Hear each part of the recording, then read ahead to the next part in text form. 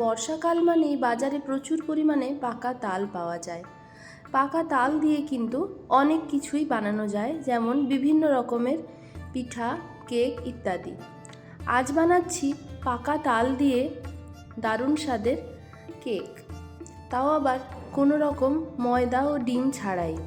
তাহলে চলো এই কেক বানাতে কি কি উপকরণ লাগছে দেখে নেব।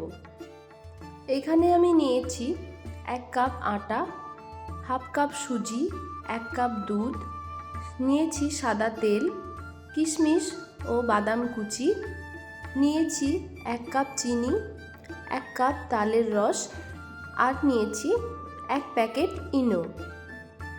এখন প্রথমে একটা বাটি নিয়ে তাতে দিয়ে দিচ্ছি পরিমাণ মতো সাদা তেল, তালের রস, এর সাথে দেব 1 কাপ চিনি। সব কিছু খুব ভালোভাবে মিশিয়ে নিতে হবে, যাতে করে চিনিটা তালের রসের সাথে খুব ভালোভাবে মিশে যায়। চিনি যখন তালের রসের সাথে ভালোভাবে মিশে যাবে, সেই পর্যায়ে দিয়ে দিতে হবে কেকের শুকনো উপকরণ, মানে আটা আর সুজি। খুব ভালোভাবে সমস্ত কিছুকে মিশিয়ে নিতে হবে। এই সময় অল্প অল্প করে দুধ দিয়ে ব্যাটারটাকে রেডি করতে হবে।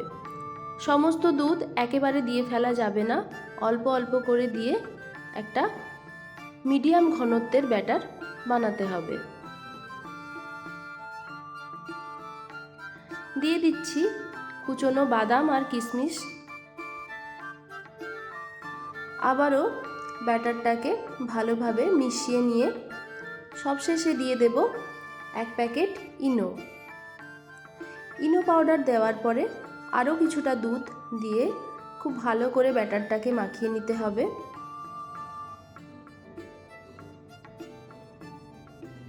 এরপর যেই পাত্রে কেকটাকে বেক করব সেটাকে রেডি করে নেব।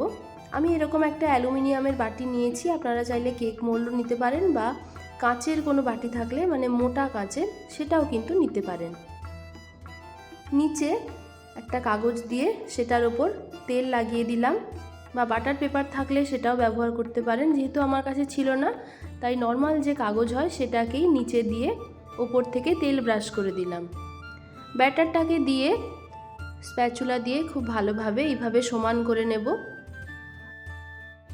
যে বাদাম আর কিশমিশ কুচিগুলো রেখেছিলাম সেগুলোর সাথে অল্প কিছুটা ময়দা ডাস্ট মিশিয়ে এইভাবে ওপর থেকে গার্নিশ করে দিচ্ছি।